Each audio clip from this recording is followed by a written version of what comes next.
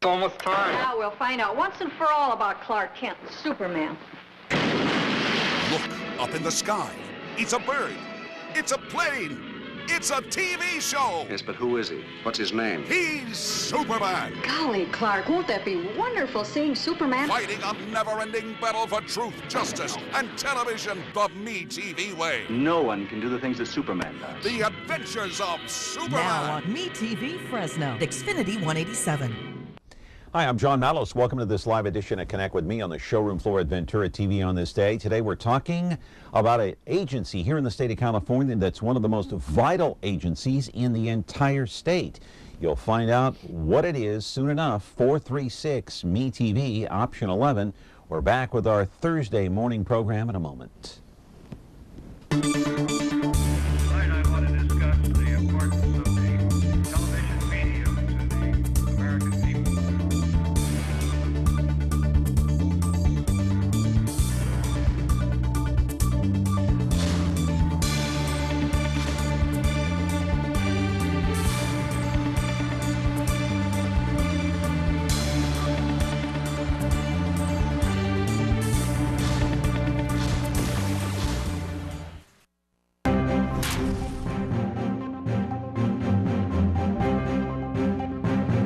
Pretty amazing. We're in the next couple of days here, we're going to be going from one state agency to another. Today we have a state agency that we're going to be talking about. Tomorrow it's the California Department of Corrections that'll be here.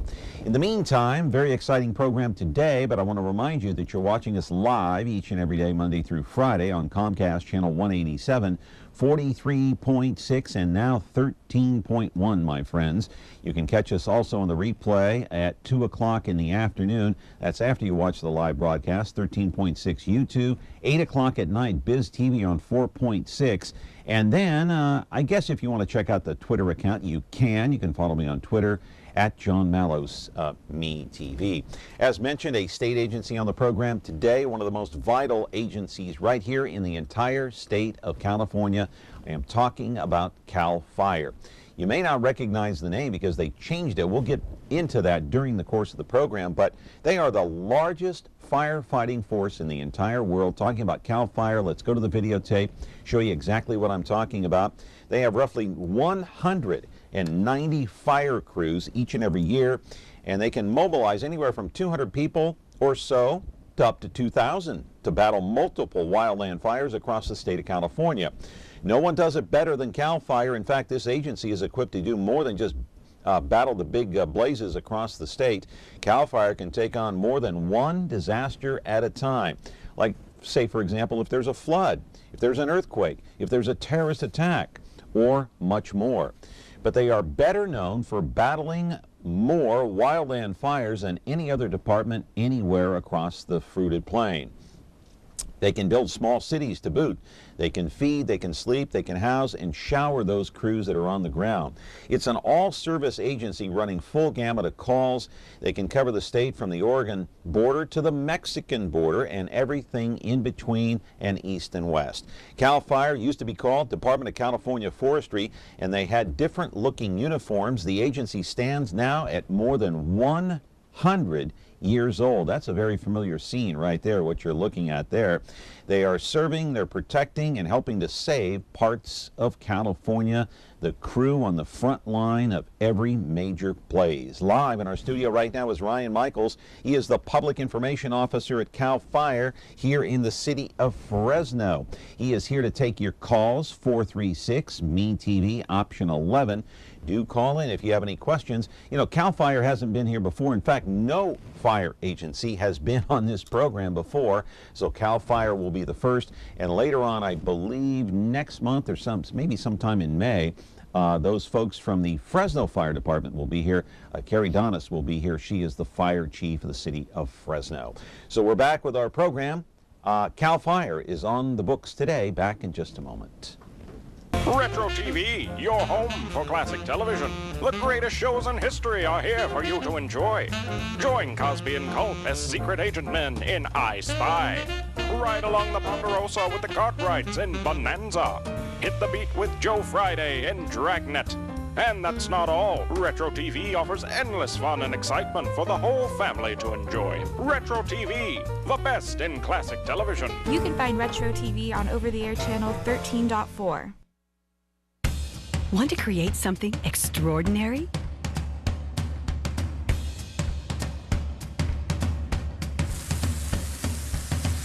Create perfection. Our lifestyle appliances make it easy.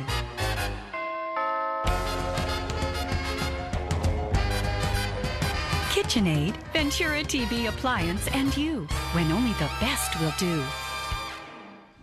It's going to be a long fire season. At least some people are predicting that because of the lack of water, the lack of rain. It could be starting early and ending late. California is in dire straits, dire needs of water right now. So Ryan Michaels is here from Cal Fire. Welcome to the program, sir. How are you? Thank you very much for having me. It's my pleasure. Hey, no problem. So you're the Lone Ranger today here on the program. No, I am. No, I am. Normally we like to travel in groups for safety in numbers, but here I sit. Right. I know that. I know. So nobody's here to hold your hand today. You're gonna have to do it alone. It'll be quite all right. It'll be quite all right. You know. Hey, so this agency now. Well, let me get into the fire season. Sure. The predictions are, I guess, it's going to be a long season, right? Because of the lack of rain. It definitely has that potential. Is that true? Yeah, we're far ahead of schedule.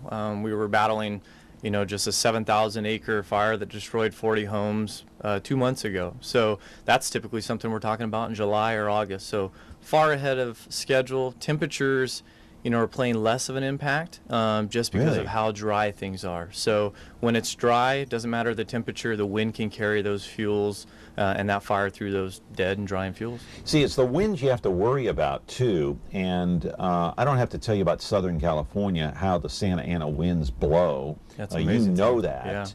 Yeah. Is the wind a bigger danger to fires and firefighters than anything else? It is probably the biggest variable because it can change and become so erratic. It can be blowing 40 miles an hour one direction, die off, and then 40 miles an hour the next direction. 180 degrees we've seen the winds change as different storm cells move through the area. And that's obviously very dangerous not only for us but people trying to escape the fire front.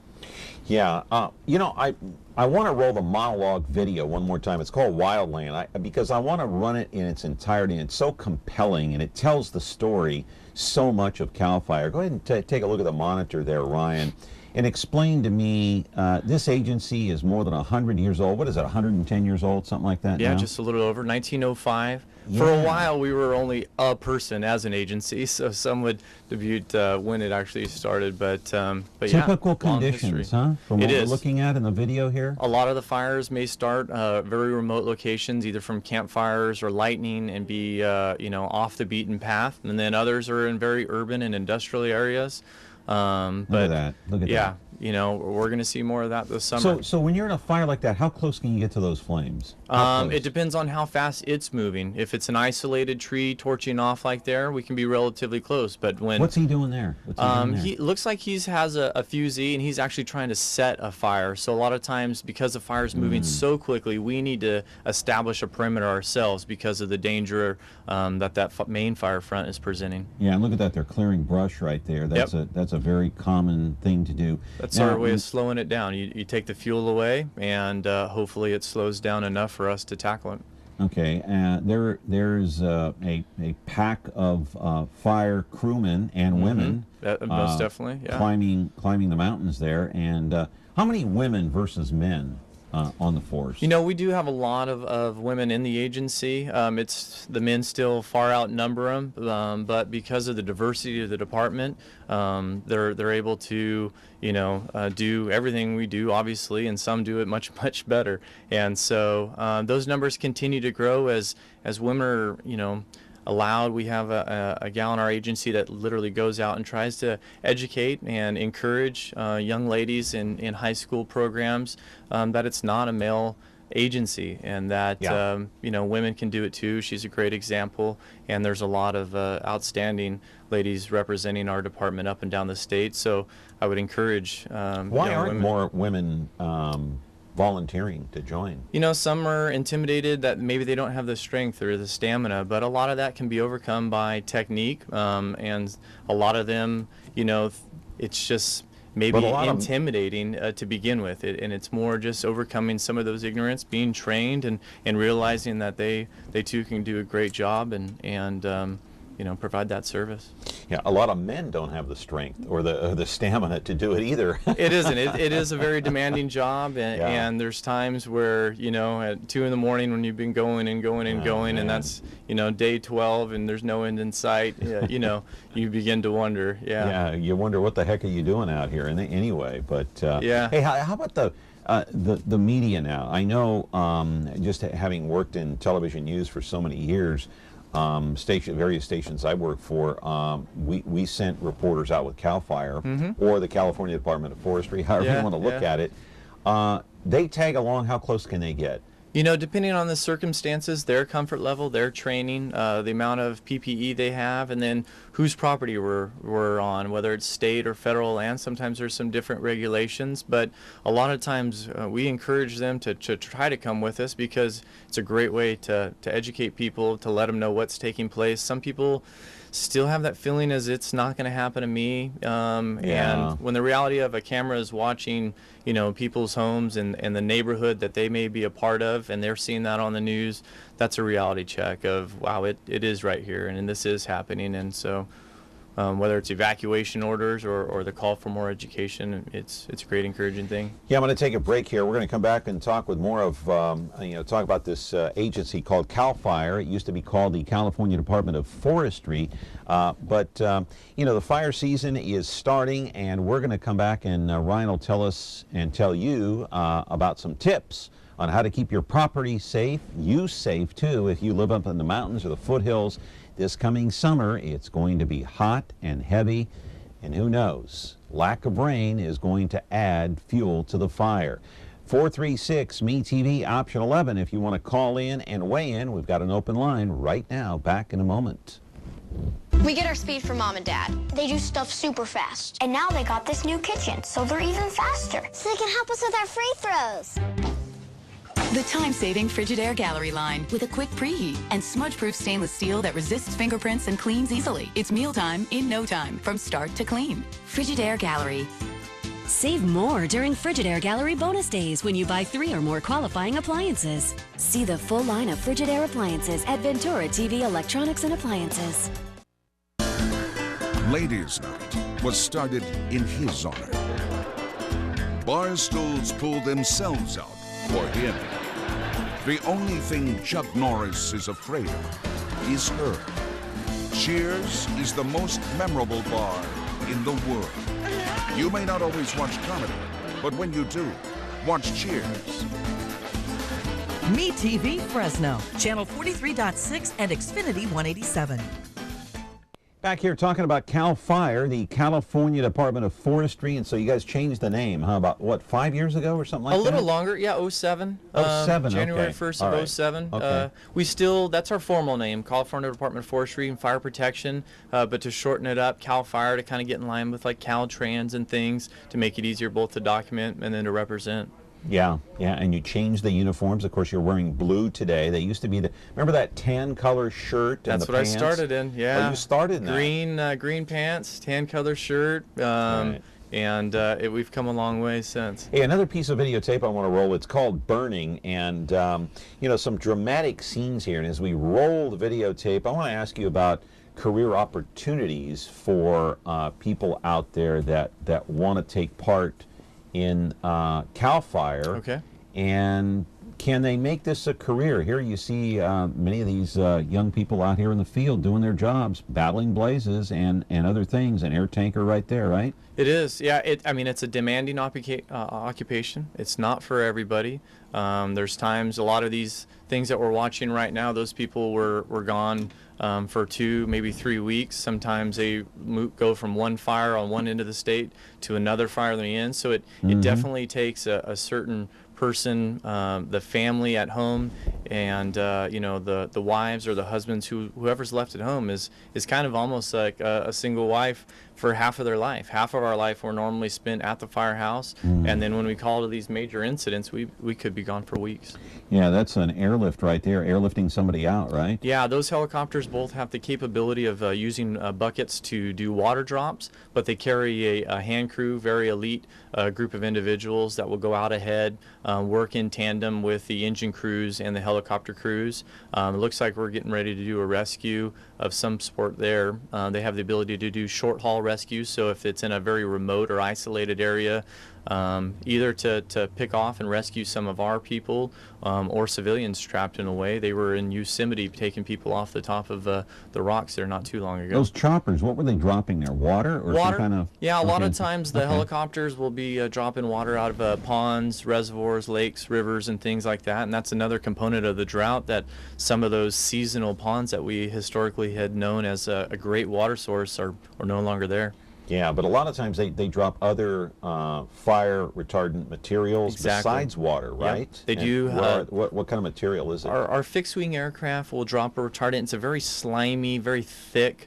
It's not fireproof, but it is fire resistant. So we try to drop that just ahead of the main fire front or in between the fire front and homes to help slow it down and allow crews to gain access safely and then cut the fire off. 436-ME-TV, option 11 is the telephone number here if you want to call in talking about Cal Fire. And I want to ask you, career-wise, is this a full-time job, part-time job? What is it? It can be a little bit of both and a combination. Some people do it as a seasonal opportunity to gain experience, kind of build their resume. Some have no ambitions of being in the fire service, enjoy that as a summer job just to kind of make some money, travel the state, and others want to do it as a career and a job for the next 30 years or more. And so we do a couple seasons and then move on to a full-time spot. Caller, you're on the air. Go ahead. Good morning, John, and good morning to your guest. In regard, you just touched on it briefly about the drought ponding basins, I guess, or wherever you guys get your water from. Mm-hmm. What sort of contingencies has Cal Fire or the state of California put with the situation with our drought in respect to combating fires? Just curious to see if what happens if you don't have enough water. What are some of the contingencies that you guys have in place to fight fires? Right. That's my question. I'll take my answer over the air. Perfect. Well, it is a great question. Historically, we've battled fires in very remote areas. A lot of them are through the deserts of Southern California, like we were talking about earlier, those wind-driven fires. And so we know what it takes to battle a fire in remote locations, both building the cities to support our crews and infrastructure. But when it comes to aircraft dipping out of ponds, if that's not available and not readily, then we may change the style of aircraft. We do fixed-wing tankers that can reload on basis, and basically our goal in Cal Fire is to be anywhere with one of our aircraft within 20 minutes up and down the state. If there's no water to be had, where are you going to get the water? Well, like we do here at the Fresno Air Terminal, they're basically pumping that in, filling those tankers, loading the retardant, and then heading out. Where does that water come from?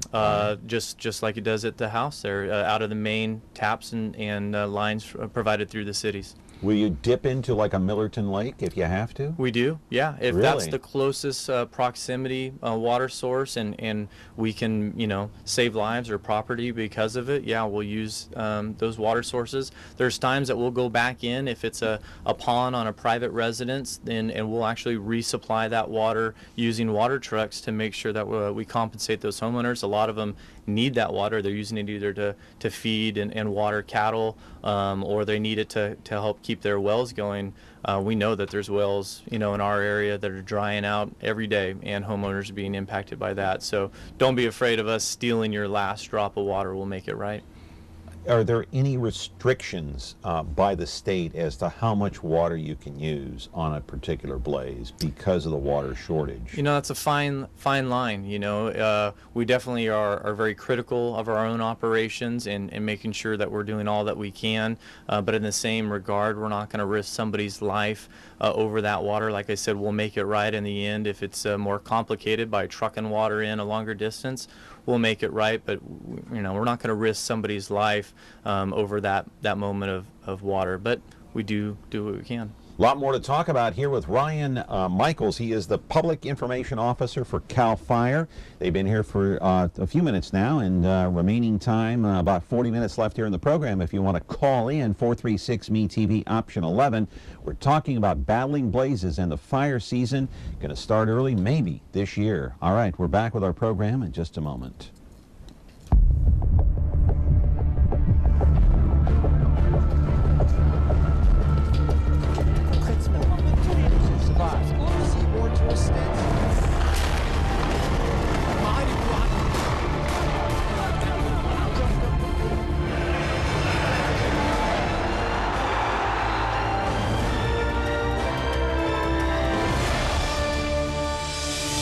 Euronews, most watched news channel in Europe.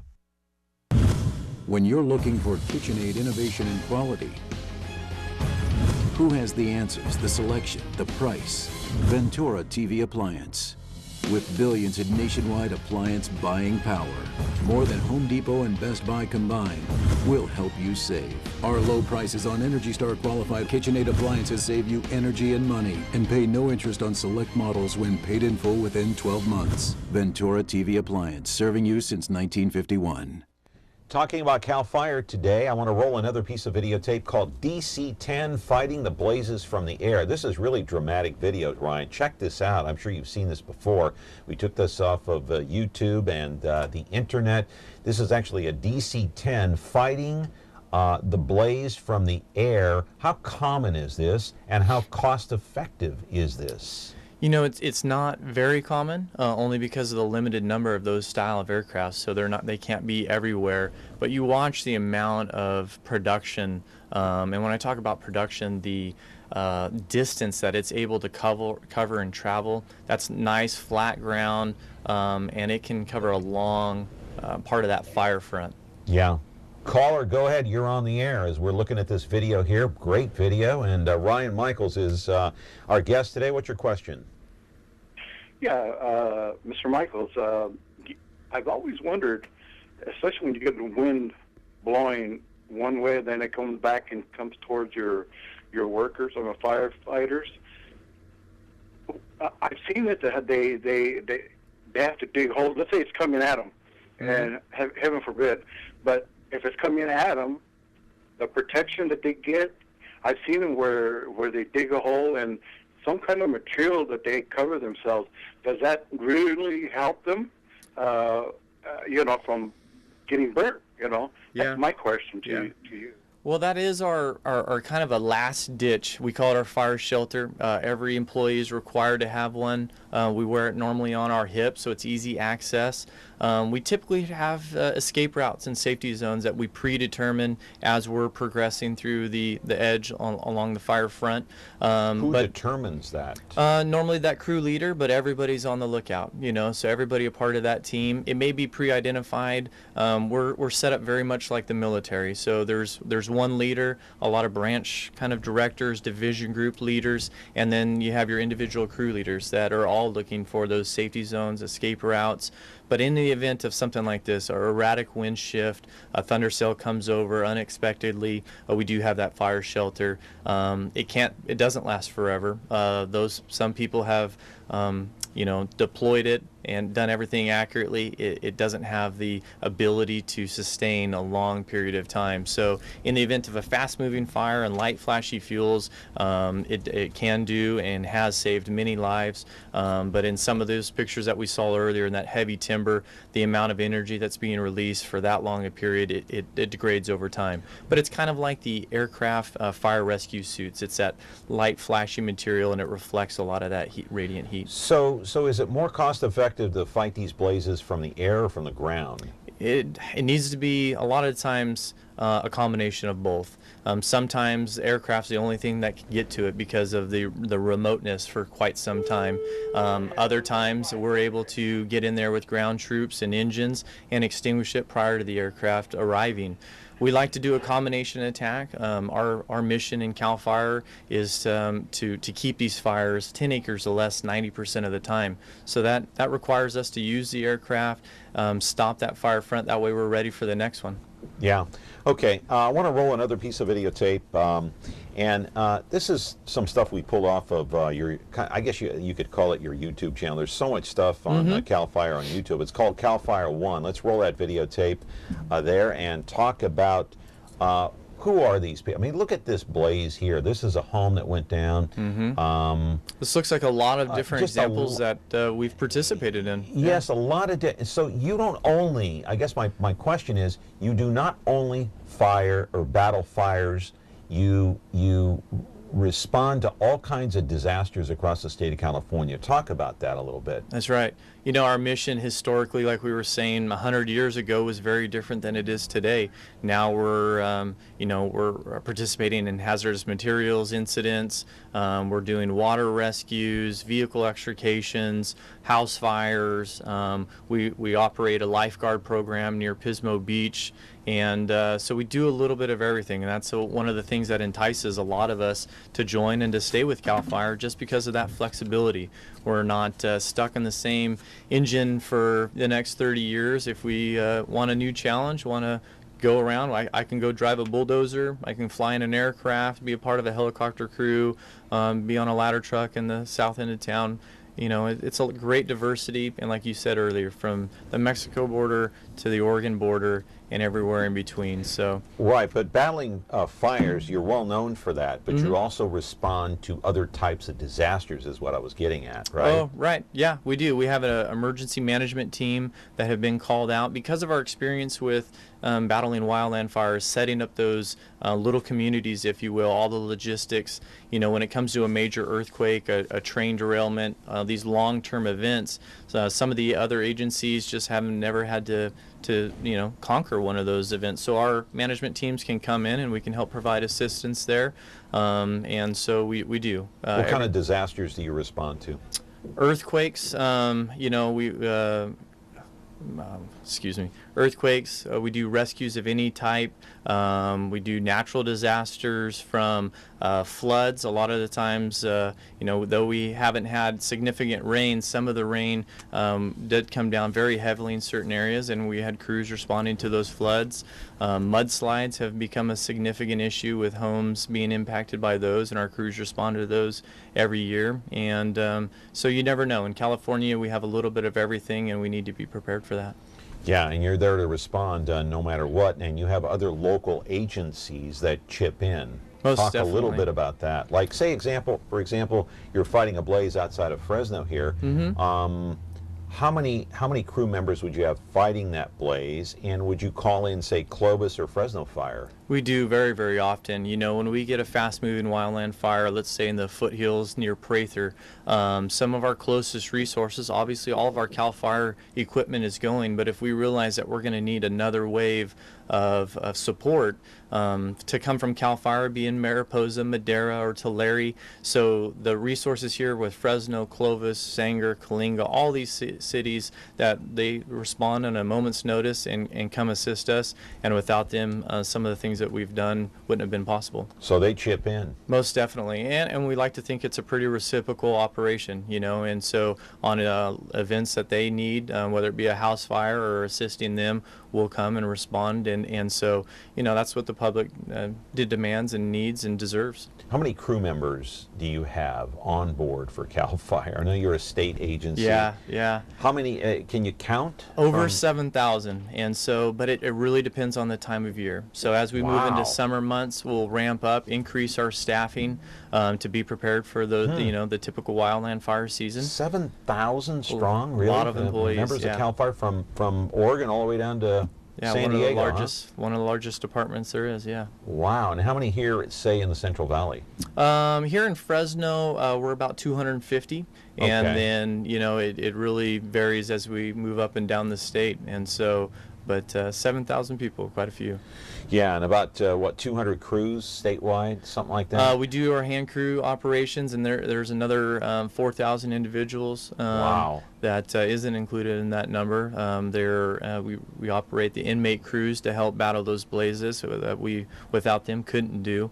They do a tremendous amount of work, whether it's filling sandbags for flood operations or cutting hand line like we witnessed earlier. Yeah. Got to take a break here. Ryan Michaels from Cal Fire is here. He is the Public Information Officer, and you're welcome to call in at 436-ME-TV option 11. Plenty of time to call in. Got an open line here on a Thursday morning. We're back in a moment. Attention all units. We have reports of 2 motorcycle cops protecting California's highways. That's for us, good buddy. The Men of Chips are on MeTV. Hi, I'm John Baker. I'm John Baker. It's Officer Baker. He's the blonde one. Hi there.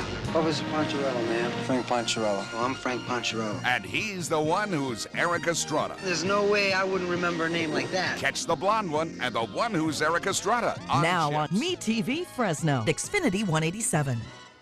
Is taking care of laundry taking too much of your time? Have you become a missing mom? With a new fast, efficient washer and dryer from Ventura TV Video Appliance, you'll spend more of your day the way you want. Save now on Frigidaire's Advanced Affinity Laundry Pair. Let Frigidaire save you energy, water, and time. Don't spend your life on laundry. Upgrade today at Ventura TV Video Appliance and save.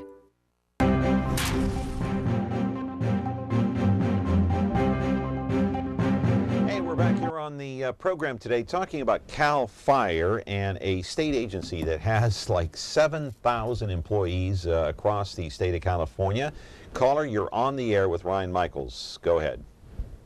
Yeah, I was just wondering, what does it take to, what are the requirements to join Cal Fire? Yeah. Right. Yeah. Well, a lot of it starts off, our entry-level requirements are very basic, and almost everybody possesses those. But the fact of the matter is it's very, very competitive. We just completed over 400 interviews for our new seasonal employees after several thousand people had put in. So the more things you have, the better. Really? Yeah. Yeah. Tremendous amount of people putting in for the opportunity to be a part of the team. Wow. So you're talking about... For Madera County, where would I go to even see about joining in Madera County? Madera County contracts with Cal Fire as well, and they have both paid call firefighter stations and volunteer stations, so it's a great way to start building a resume, meeting people, learning really what it's going to take. But then I encourage you to go, there's a fire academy there or one here at Fresno City College that you can attend. Great platform, kind of a foundational piece for all firefighters. And then most of us always attend an EMT school or a paramedic school depending on your interests and where you're wanting to work. So a lot of things can be accomplished. Just don't stop taking something, because somebody else out there is, and they'll be ahead of you in line when it comes to only a few jobs and thousands of people putting in. Caller, how old are you? I'm 31. 31. So a good age to, right now is the right age, the prime age to join, right? A lot of times, there's people coming right out of high school. There's other people doing mid, career adjustments. And a lot of the times, individuals like this, 31 years old, they come with some life experience, some good common sense, and that makes a great firefighter. Yeah, so you're wanting to join Cal Fire, is that it? Yes, that's it. I moved to Oklahoma with my wife and kids, and then something happened there, so I came back, and I would like to do something to help my community and give back. Well, you can go onto our website, fire.ca.gov, for more information about seasonal opportunities, or you can contact me. You can look us up through FresnoCountyFire.org, and I can get you in touch with some people there in Madera County to help guide you through the process. But for anybody else out there, visit your local fire station. Come talk to the crews, talk to the men and women working there, understand what it took for those people to be a part of it, and then that would give you a good idea. And I also recommend talking to several different crews. Figure out where you want to work. The people that are working with Fresno or Clovis, there's some different requirements there, so I encourage you to go talk to a little bit of Also, caller, are you still there? Yes, I'm still here. Yeah, I'd like to encourage you to watch tomorrow's program because we've got the California Department of Corrections on tomorrow, and they're looking to hire some 7,000 people within the department there, the California Department of Corrections. So you might watch tomorrow's program too. We'll have 2 recruiters on board here to talk about that. So, you know, if you're unemployed, looking for a job, have been on the outs for a while, I mean, 31 years old, he's right in the prime of his life. Yeah, yeah. You know, a lot of us try to go 30 years, and that would be no problem there. Yeah. And like I said, a lot of people that come in with some life experience ultimately end up passing up a lot of other people that, you know, are fresh out of high school. So strongly encourage it. It's never too late. Yeah, strenuous job, no question about it. Want to roll another piece of videotape, and let's call this one into play here, Cal Fire #2, and talk a little bit about you know, the training exercises that you guys go through. There's some old-time footage when they started a long time ago. We've come a long just ways. some pictures here, no video. That was our but only safety gear there, a long-sleeve denim shirt. And that's all you had, huh? At the point, I wasn't a part of that. You know, we've come a long ways since, but now the requirements and the safety features and gears yeah, is very, it's very changed. different. That's some old-time footage there. But you know, back in the old days, they were issued like a tin, just a pot, a hat, gloves, goggles, safety gear. No fire shelters back in the olden days, really. No, Why? it was technology that didn't exist. And what about radio communication back then? Little to none. And so there was times that the crews, they would find out where the fire was. They would go battle that blaze, and someone would literally be having to check in with them to get updates and to maintain communications. Yeah, 110 years old this agency is now. And what about some of the training exercises? What kind of training, like our caller called in, he wants to join Cal Fire. What kind of training program will he have to go through, or anybody for that matter? Normally a fire academy at a city college is going to be about a semester. EMT school is about a semester long as well. So right there is about a year's worth of fundamental things that you need to do. Once you're on the department, the training really never stops. We go for week-long classes to a couple-day classes. But when we do promotional opportunities, we go for about a 6-week steps. And so they'll go to our academy for 6 weeks and learn the firefighter role. They'll go back as a company officer for 6 more weeks, learn what it takes to become an entry-level supervisor, and then the training just continues. Here I am 18 years later and just got out of 2 weeks training myself. And because things continue to change, because the environment around us, the fire conditions, what we're faced with, we have to continue to train. So you keep on training no matter what. We have to. It's for our safety. It's for our efficiency. It's to better the ability that we have to respond to all these emergencies. I want you to tell me this again because it didn't quite sink into my brain here. So you recently had several thousand people apply for seasonal positions. Here, only in Fresno. Only in Fresno. That's not up and down the state. You're talking about thousands? In Fresno, correct, yeah. Thousands? Thousands of people. And how many got the gig? None as of yet. As we move closer into summer, how many will get the gig? Yeah, this year. How many positions, in other words? Yeah, this year will vary. Maybe 10. Maybe 15. So out of thousands of people, 10 to 15. Really? It could be more because of promotions. Other people leaving the area or promoting up and creating vacancies down below. And Ryan, what determines who gets the job over the next guy?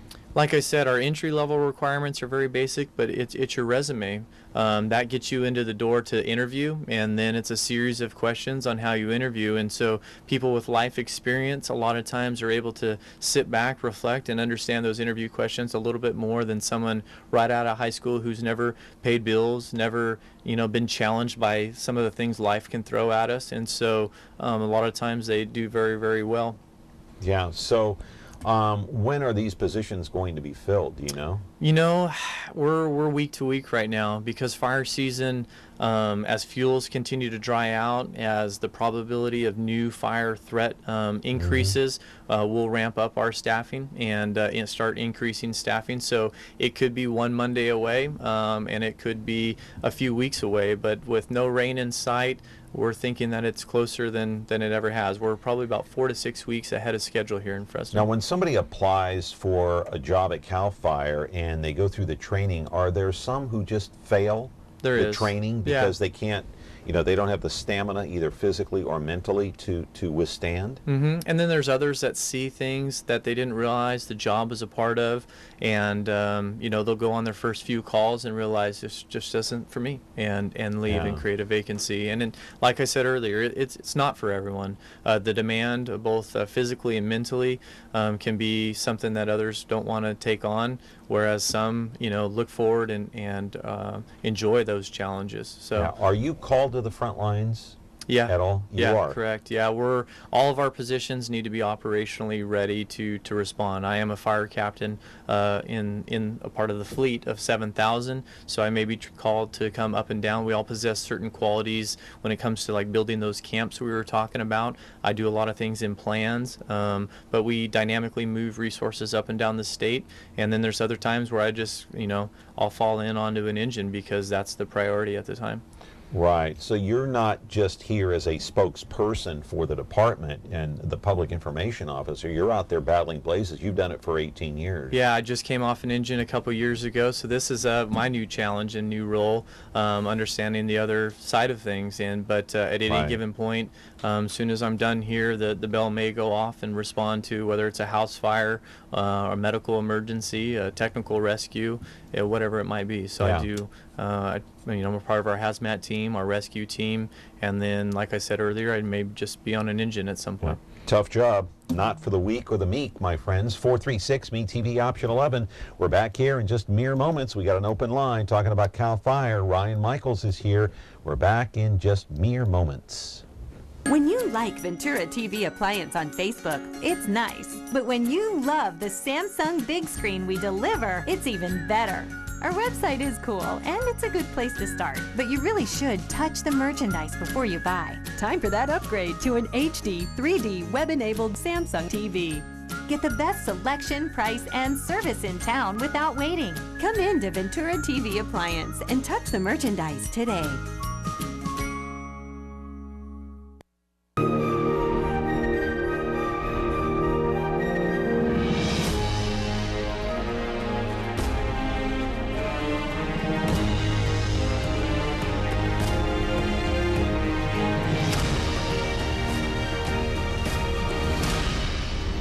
You can find movies on over-the-air channel 13.3.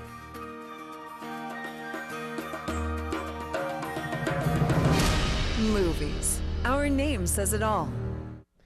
We're back here talking with Ryan Michaels of Cal Fire, and you know, we talked about this before, but I want to take the video and show it one more time of air tanker. It's an air tanker. We can take the call while we're taking a look at this, and we've talked about air tankers before here on the program. And caller, go ahead. You're on the air with Ryan Michaels. Yes, I just tuned in before the break, so what I have to say may be a little bit of a tangent. What I would like the fire department through the state to be aware of is that when they have planting lists for yards and gardens that are drought resistant, the fire department should also input what is a fire hazard. For example, many people use manzanita because it's drought resistant. But it is a fire hazard. It is. Et cetera, et cetera. Yeah, no, that's a very, very good point.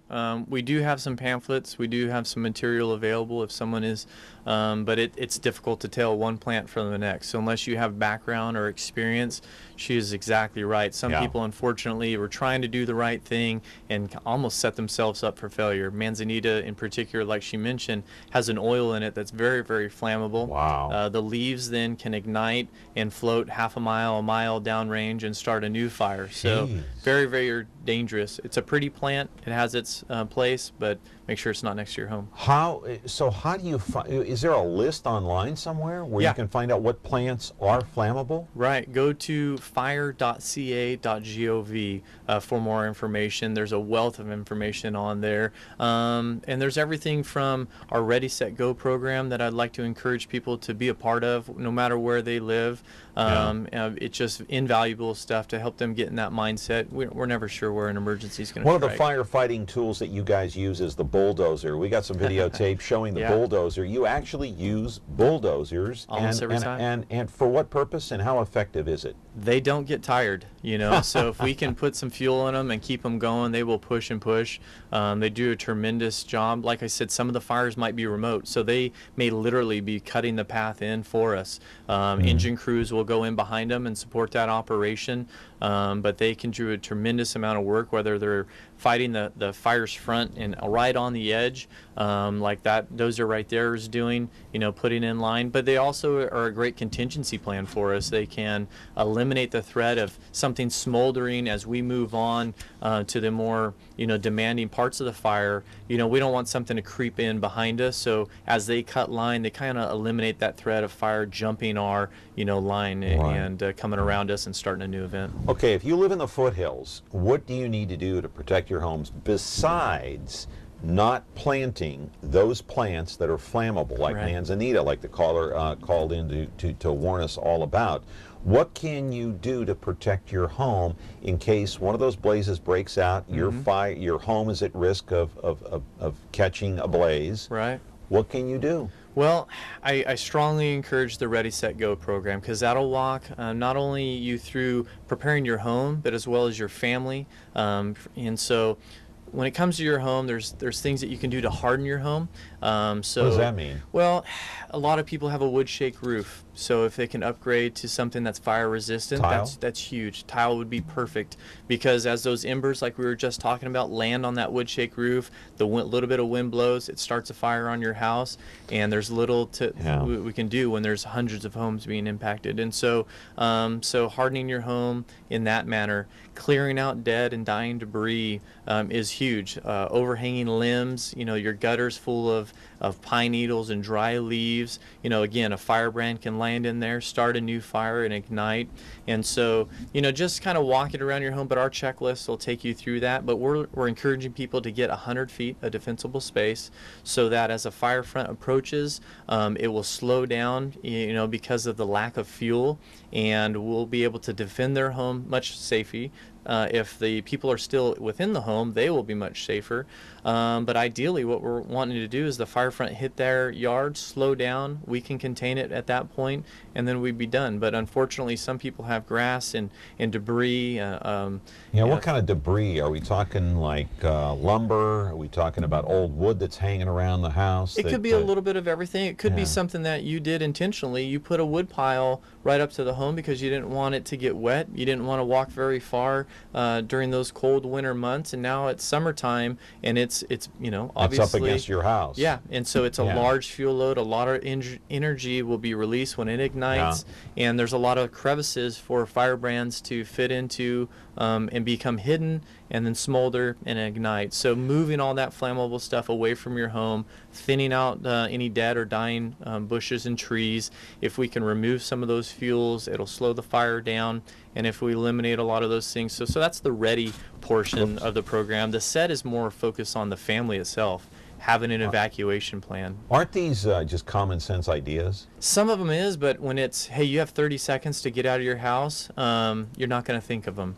You know, you may grab a bunch of stuff. I'm talking about months of preparation here. Yeah, some Maybe of it. Weeks. It could be months. We're hoping people have been prepping for months, but unfortunately, some people think it's not going to happen to me.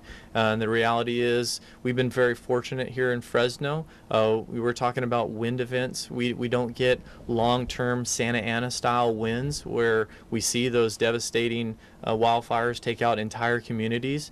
The potential is here, and I don't want people to be mistaken. Last year, Oakhurst, very, very similar situations to what we have here, maybe in Prather and Auberry and Shaver. Multiple homes were destroyed within the first few minutes. Fire was jumping roads and destroying acreage. That caught some of those people by surprise, and we heard some of those firsthand accounts. You know, I just didn't think it was going to happen to me. So people need to realize that it is. Take the time now. Don't wait till it's too late. We had a fire start yesterday from someone trying to mow their grass, trying to do the right thing. So if it started a fire, it tells me that grasses are drying out, that the potential is increasing. Do not wait till it's too late. Yeah, and the Oakhurst fire, was that last year or the year before? I can't remember.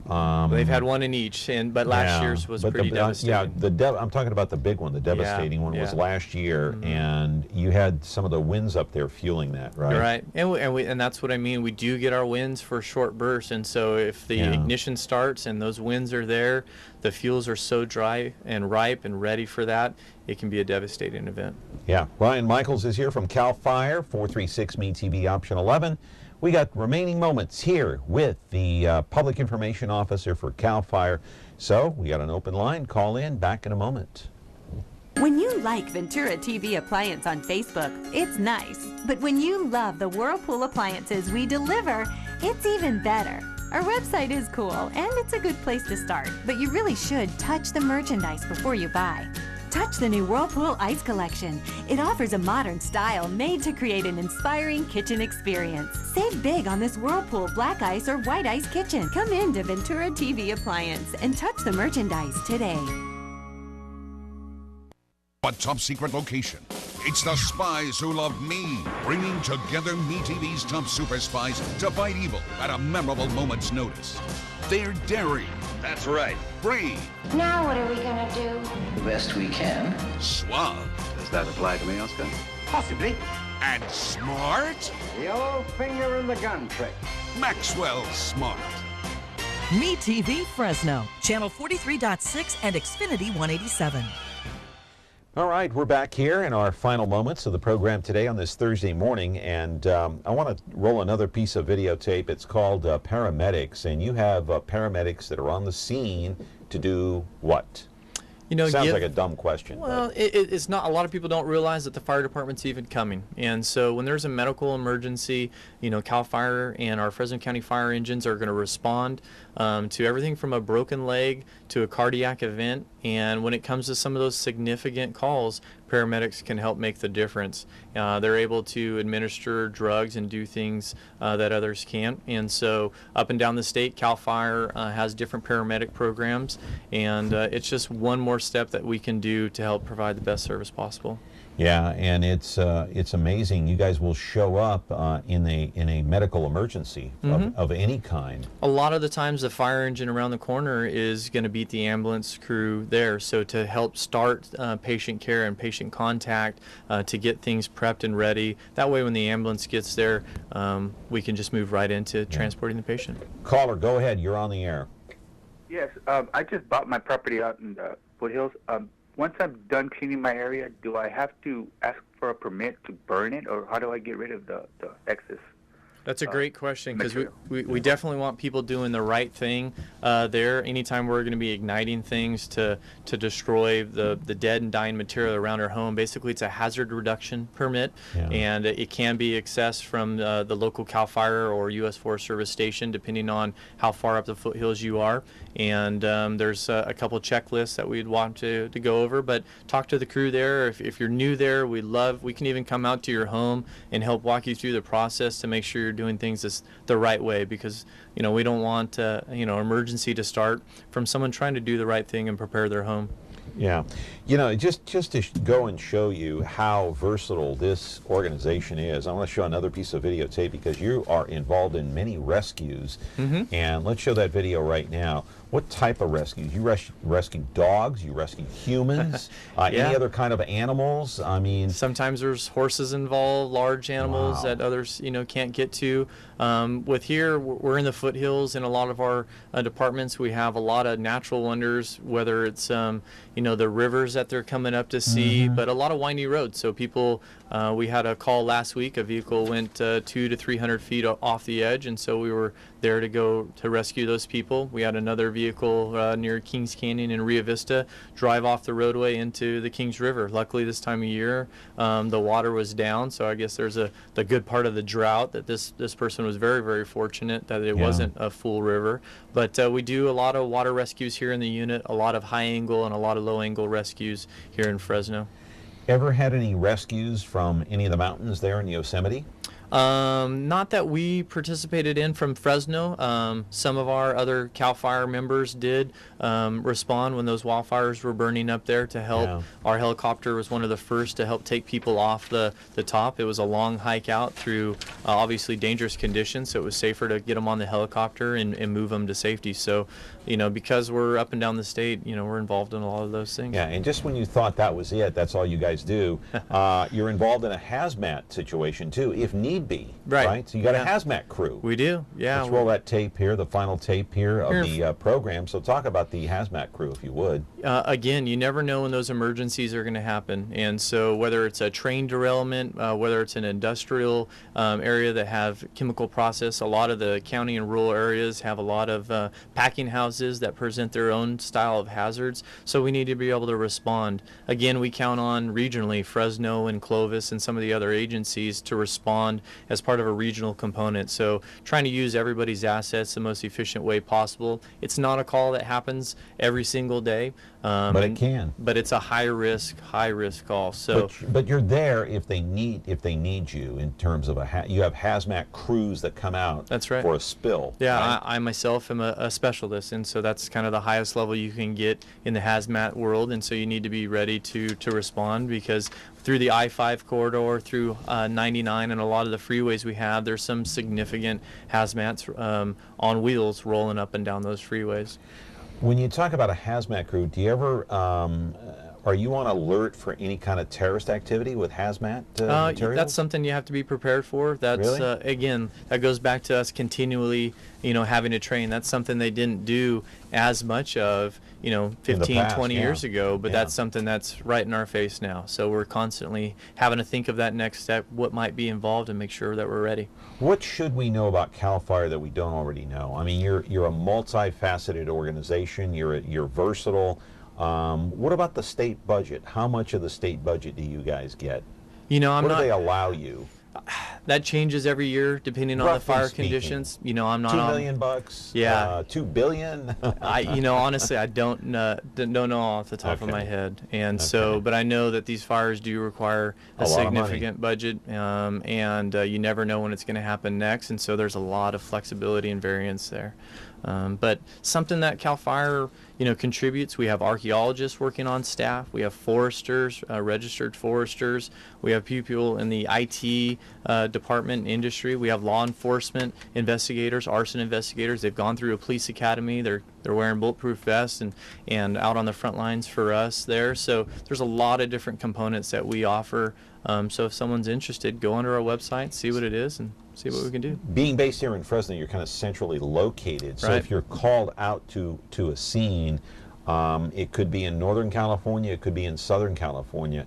You have to take into account travel time. Right. Yeah, there is some reflex time there. The way our system works, we'll dynamically move normally a cluster of engines. We call them a strike team. It'd be 5 engines and a leader, and we'll move those resources up and down the state as needed. And as we send resources, let's say to Southern California, other areas in Northern California will help backfill and support our operation here. So though it's a Cal Fire engine, it may not be your local crew, but we're used to that, traveling up and down the state and protecting both the current emergency, handling that, but then ready for the next one. Yeah, here's something interesting.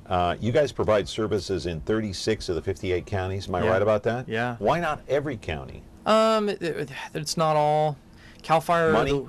Well, some of it. Some already have their well-established departments. We actually pay other agencies like LA County, for example, because of their proximity to some of the land we protect. It would be a duplication of services for us to be there. So some of it makes more sense for them to do it. But our original mission was to protect those watershed lands, so that got us up and down the state protecting 31 million acres. Interesting stat of the day. Last year, you responded to more than 300,000 incidents. Yeah. That's amazing. More than 5,600 wildland fires, 172,000 acres burned. I bet the majority of that is in Southern California. I would venture to say. You know what? A lot of it. Yeah, last year, however, was one of those years where we didn't go south as much as we anticipated. North? And it was the north. And a lot of it's related to that drought. The trees and brush is drying out and becoming very vulnerable to those large fires. Hey, as we get into the fire season, we're out of time. We only got about 30 seconds left, out of time. But as we get into the fire season,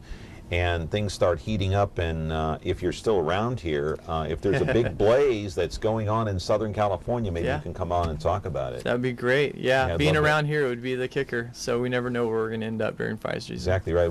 The point is we want you back. That'd be great. Yeah, I've enjoyed my time. I appreciate it. Hopefully someone learned something out there. If they have more questions, don't hesitate to come by and call us. All right, Ryan, thank you very much. Ryan Michaels of the Cal Fire California Department of Forestry. It's now called Cal Fire. Tomorrow, it's going to be the California Department of Corrections on the program. See you then. Have a good day.